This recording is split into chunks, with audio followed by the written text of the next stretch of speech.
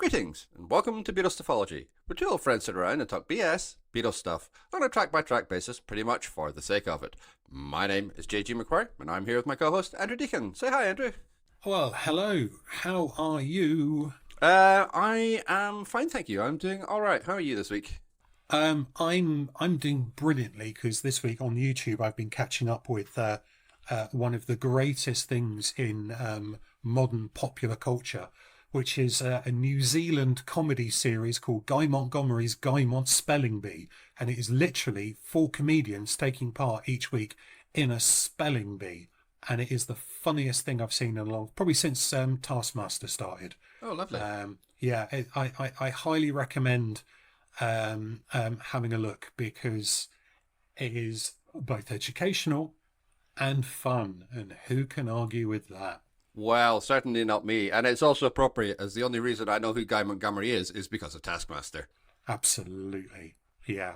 Well, it is well worth a look. He's a really, really brilliant host. It's kind of done in a slightly retro way, and New Zealand has quite a thing about delving back into the sort of the brown colours of the 70s, as any of our American cricket fans will know. And so yeah, it's interesting in that respect, but also it is just laugh out loud funny. Hey, look that one up, folks. Whoa. Excellent. Right, so what are we doing? Oh, Where are well, we? Who am I again?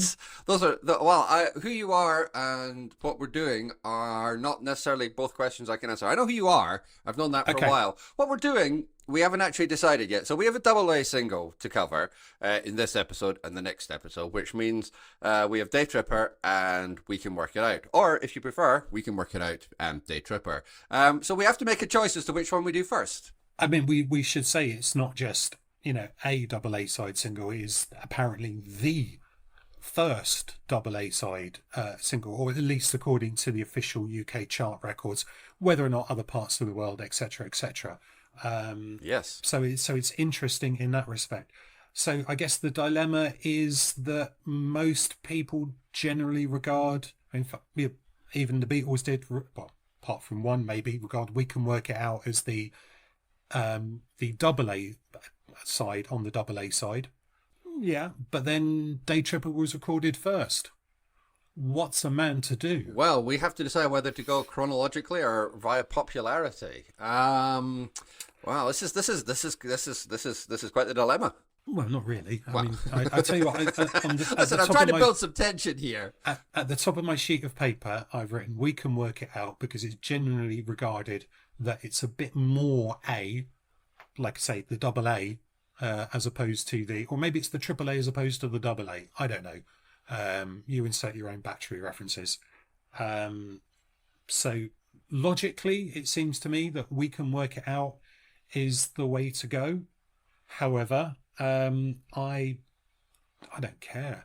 Okay. Well, logic, my dear Andrew, merely enables one to be wrong with authority. So, having said that, let's just do We Can Work It Out. Excellent. It's good, isn't it? Right, now, Day Tripper. Yeah, it's pretty good and all. Okay, good. Right, thank you very much. You can really get a hold of us at... yeah, let's pull back from that just for a moment. Come on, let's do it properly. We have to. Oh, okay, right.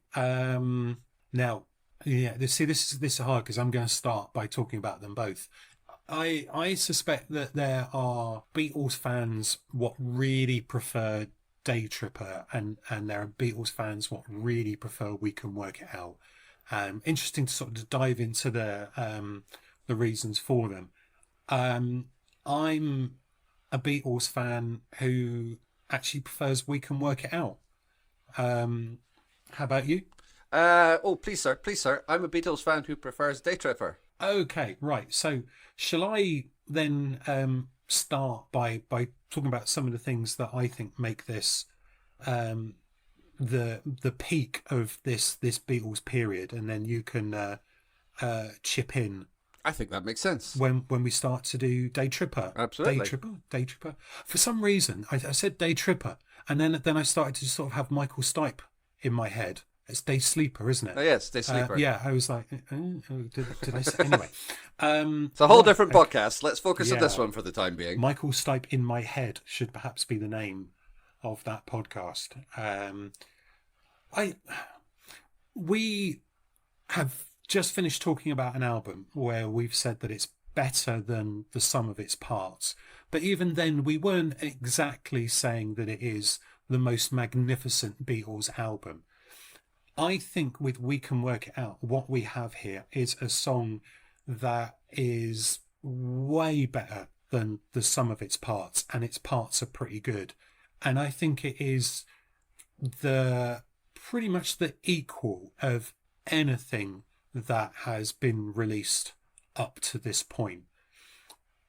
And one of the reasons that I say that is that it feels like it's such a band effort. It feels like it's all about the song, that no one person is given. I mean, I know McCartney sings a bit more than Lennon on it, but no one person is given greater weight on this record. Although there is a fair argument that says that, well, you know, George is just kind of shoved into the background, depending on who you believe in terms of the personnel and what people did or didn't do on this. Although I will say, if some of the people are correct and Harrison is responsible solely for the tambourine, then oh my word, what a phenomenal contribution. Well, because the first thing I wrote down on my piece of paper underneath the title was All Hail the Tambourine. In fact, this is the double A side. The star of this double A side is the tambourine. And who on earth thought that that would be something that would ever be said, bearing in mind my experience growing up of the tambourine was in the really boring folk choir at the local Catholic church, where, you know, who would just sort of strum along and so be someone banging the tambourine, and you just think, what is this weird instrument? What is going on? Why does it make me have sympathy for the other side? Not wishing to quote the other side. But there's something that's just magnetic and powerful about the whole performance. And I think that's phenomenal. And there are so many little bits. I will let you come up for air in a moment, I promise. The non-intro intro, the really sudden outro as well. The fact that, you know, you have that harmonium working throughout the song in an interesting way that really adds something that we've not heard a lot of so far. You know, the tambourine again, the fact that they're not trying to fit in a guitar riff where they don't need to fit in a guitar riff, because they know that the melody or the melodies are powerful enough. You know, when McCartney is singing, we know we don't need to have any harmony there. But actually, perhaps with Lennon's section, it needs a slightly lighter touch because of the message that's being put across. Therefore, we have the harmony. And I think that's all really, really clever. Now, I mean, that's not to say that there aren't things that are slightly icky about it, but that's fine. We can come on to that in a moment. But I just think it is the sum of its parts. Its parts are really good, but you put all of that together, and you've got, I'm going to go all smashy and nicey. You've got a classic pop tune there that's really hard to beat in that sort of 3-minute pop song type thing. Okay. I mean, that's a very compelling argument in favor of the song, and I don't really think I disagree with much of what you say. I mean, obviously I agree with you in the tambourine. The tambourine is amazing. I grew up Protestant. We weren't allowed tambourines, but you know, apart from that, boring. Yeah, you better believe it, baby. And you were allowed birth control. Well, you know, swings and roundabouts. Not that delayed me long. Anyway, well, which of those worked out best? Eh? Moving on. Yeah, it is a great song. I do really, really like it, and for all that I say that I maybe slightly prefer Day Tripper. I think the arguments that can be put forward for legitimately saying that We Can Work It Out is a better song are also completely valid. It's a really well constructed song. It's got some, you know, the little shift to 3/4, you know, for at the end of the The middle eight is phenomenal. Just a really nice little touch, and not quite the sort of thing the band have ever done before. They've been able to change tempo or shift time signatures before, but just giving it that little extra push, adding something to the song, just gives it that little glory moment there. Allegedly Harrison's suggestion, and again, if that's the only thing he contributed to the song, yeah, that's a cracker. It's very hard to argue with that. And the ensemble nature of the whole thing is just incredibly pleasing. I also agree with that as well. Everybody has something to contribute. Everybody has moments where they can have their little bit to shine, and the whole thing is very satisfying. Again, the interplay between the slightly more cynical Lennon part and what McCartney's doing is a nice contrast. But again, I know this isn't exactly revelatory, but I don't want to put too much emphasis on that, because there's enough grit in the McCartney section to make sure that it's not just, one of them is really chirpy and one of them's a bit cynical. We'll come on to that. Yeah, exactly. We will come back to that. Yeah. But it's an amazing. It's such a trite thing to say about any Beatles song, really, but occasionally it just feels necessary to say. But it is amazingly well produced. It is famously the song that they had spent the most time on up to this part. But it's not fussy, if you'll excuse the use of the word. It doesn't feel crammed. It doesn't. There's space for the song to breathe, and that's a real talent, especially if you put a long amount of time into kind of music production. Usually that indicates that you want every second filled, every moment, every track on the tape, every gap. But that's not how We Can Work It Out functions. There's space for it. It feels like there's air between it, and that gives it its force. If everything was really compressed down, if everything was really kind of piled one on top of each other, I think it would drown the song. It's quite I hesitate to say fragile thing, but it's so well constructed. I'm not sure we've had a better example of just how good a producer George Martin is up to this point. It is phenomenal. So my point about that is that, yes, apparently it was the song that they had spent the most time on in the studio, but actually it's one of the songs where it's actually hard to tell what they spent all that time on. And that's the mark of how good the production is. Absolutely. You can't hear the joins. Everything is so fluid and so smooth. The transition from one part to another. Even that introduction, that, it's almost like half a beat and then McCartney's singing. It just is all so quick and so clean, to the point we have to listen to it a half a dozen times just to work out if there is that slight element of instrumentation before the vocal comes in, or whether everyone comes in at the same time. It's really hard to do. Really hard. It's just phenomenal in that sense, and impressive that they then. I obviously we don't know what conversations they were having. That no one said, well, actually, what we ought to do with the introduction is at least give a few bars so that people get an idea of what it could be, or let's, like we've done before on some songs, let's have a little bit that sounds like the melody, but not exactly like the melody. No, it's a case, well, we're just going to go straight in here, guys. So yeah, absolutely fantastic.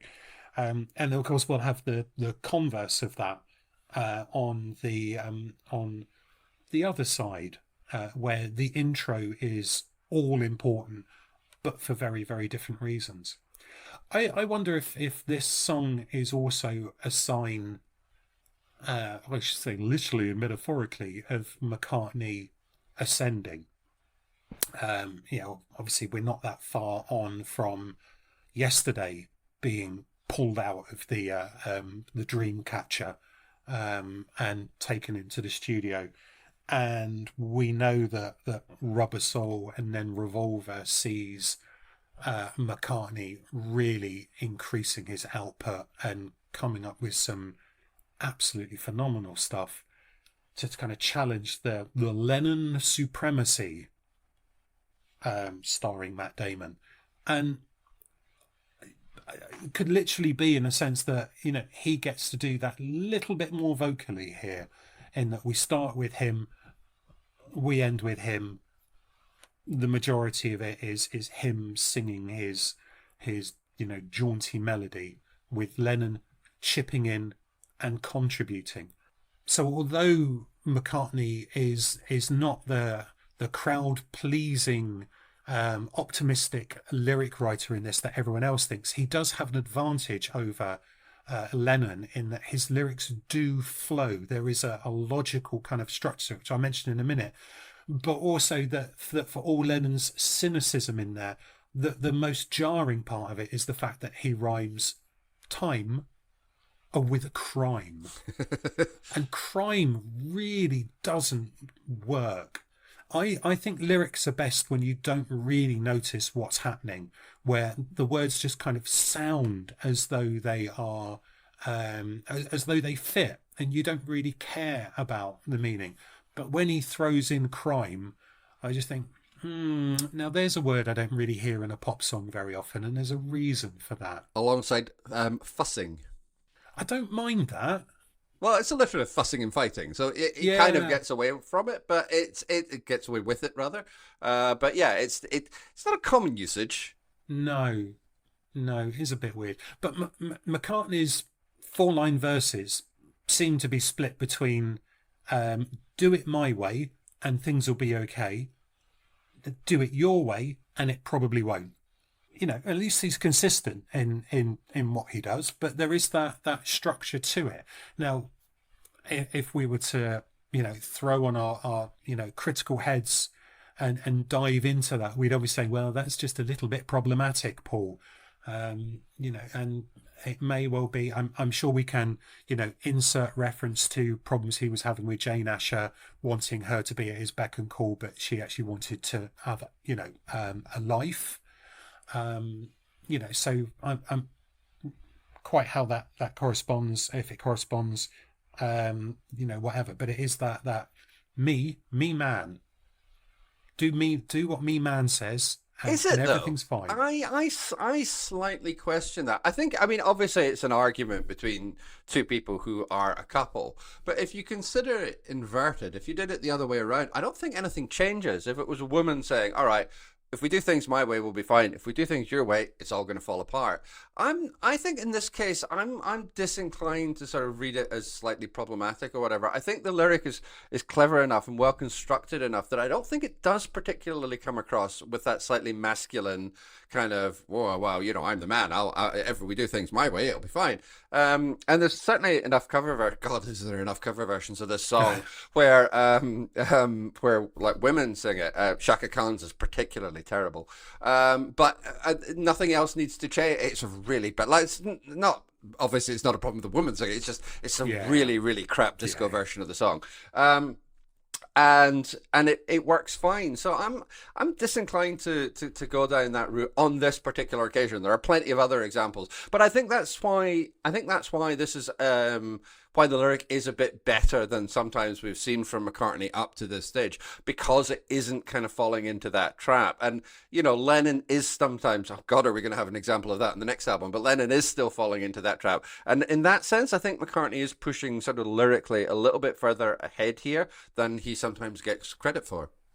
Two things there. One, when you were talking about how you were disinclined to, you came across quite Barry Norman there, which was a bit weird. Oh, that is weird. Yeah, so there were, especially in terms of some of your pauses and your intonation. I thought, there you go, we've got a Glaswegian Barry Norman in the house. Secondly, I guess I'm sort of taking that kind of subconscious association with the link to Jane Asher as well. So yes, I mean, if you divorce yourself of that, then a couple fussing and fighting, my friend, yes, but it is kind of weird there's no sense of compromise there. It's but then that doesn't necessarily help the narrative, does it? Narratives are often better when there's conflict. Well, I mean, I guess if you want that, then I mean, the song is literally called "We Can Work It Out," so there is some However, suggestion. Only if you agree with me. Well, that's certainly a valid interpretation. But much more than this, you must do it my way.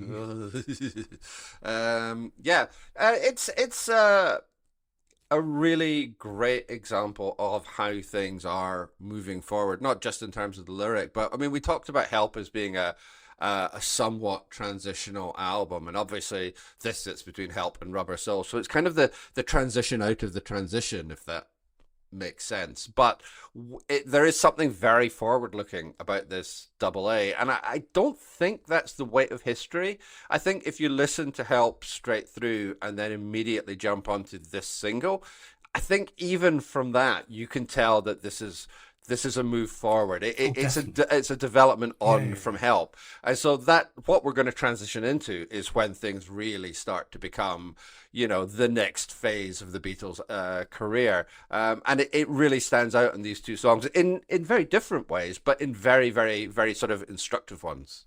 It does, and when we meet up again to talk about Day Tripper, we must remember to talk about the fact that this one I think is more forward looking, but Day Tripper I think is more looking backwards to where they've come from, which might be an interesting discussion point to compare, say, Day Tripper to Drive My Car as well. But we'll save that for when we talk again in a couple of weeks' time. Okay, excellent. Definitely. Good cover. Yeah. Harmonium.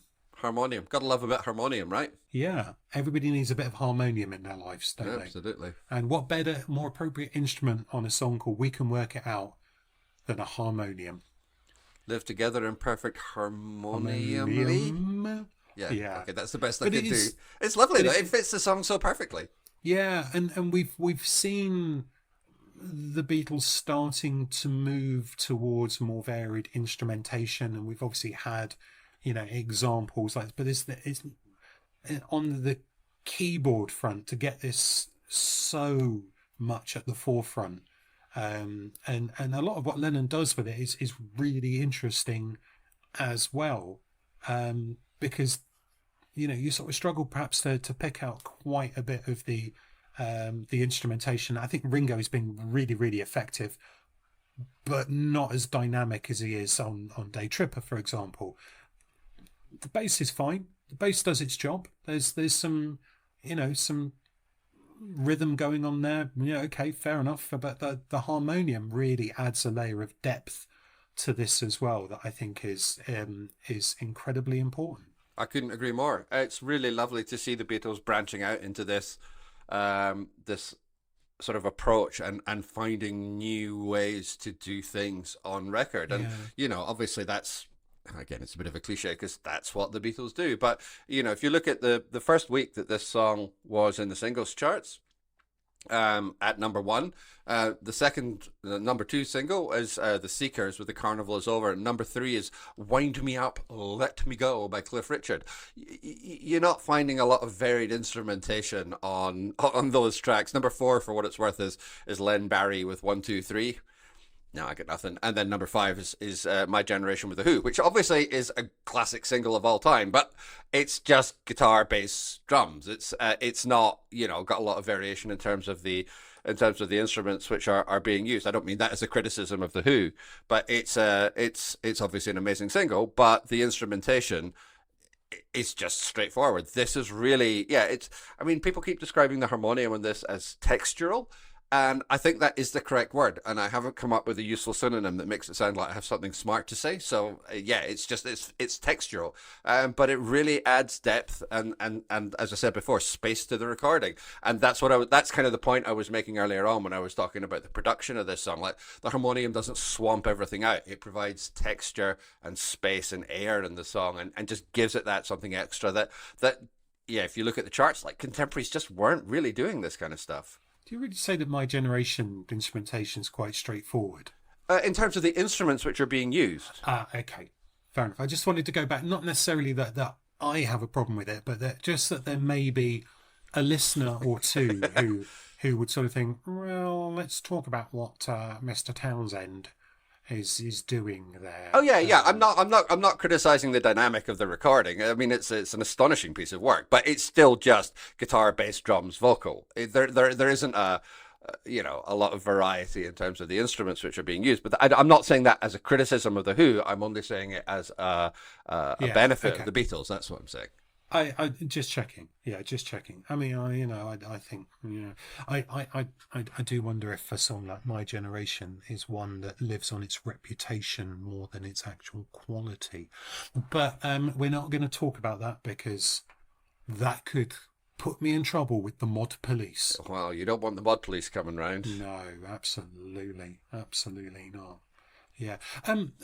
Another way in which the harmonium adds to it is in some of these video clips that were recorded in order to promote as well, because there's that the most common one where you've got Lennon side onto the camera playing, and you've got McCartney, and you're kind of looking up at the camera's kind of at Lennon's level, so you're looking up at McCartney, and then when Lennon's part comes in, the head turns to the camera, and you're never quite sure if he's being that serious then, or if he's about to just do one of those kind of cheeky little winks to the camera. There's something a little mischievous about him when he does that. But that old two shot, I think, is really effective, and works so much better than perhaps when the two of them are up, because they don't necessarily always stand together at the microphone when they're up playing. Paul and George,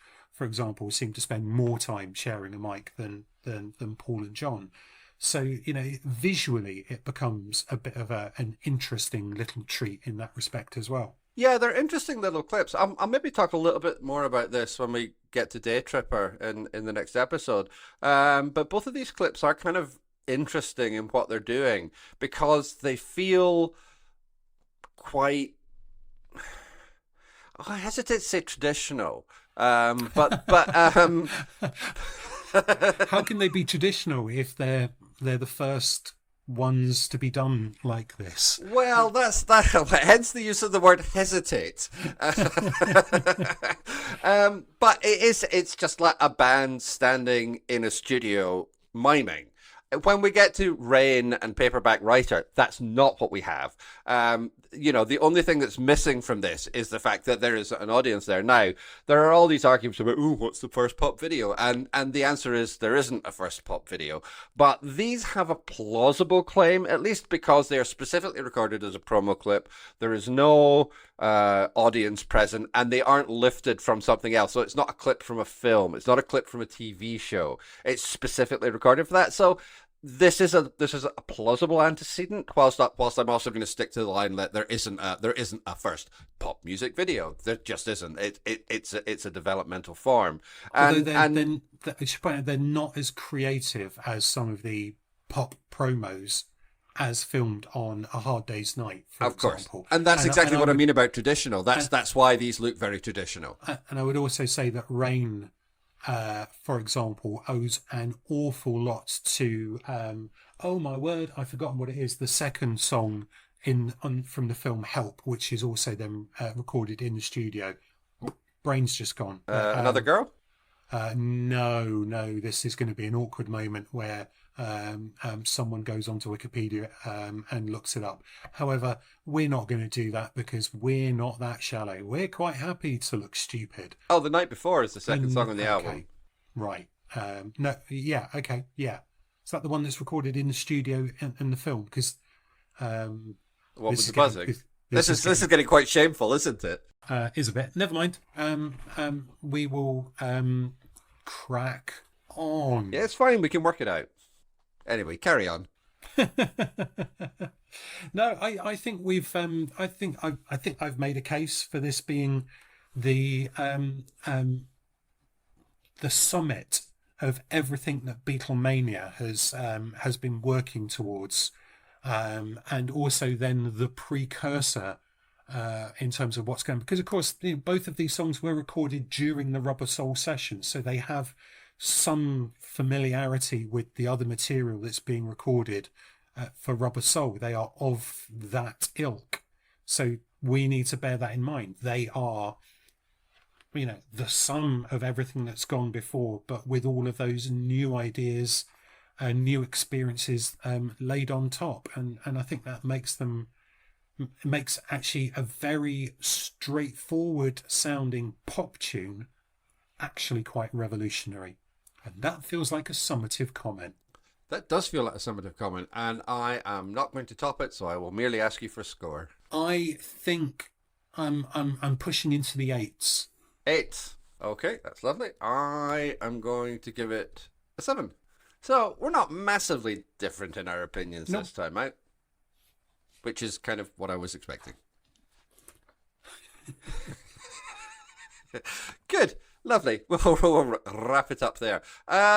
You can really get a hold of us. You can contact us by email. We are BeatlesStuffology@gmail.com. We're on whatever is left of Twitter @Beatles_ology. And you can find us on Instagram @BeatlesStuffology as well. You can also find my blog at www.jgmcquarrie.scot.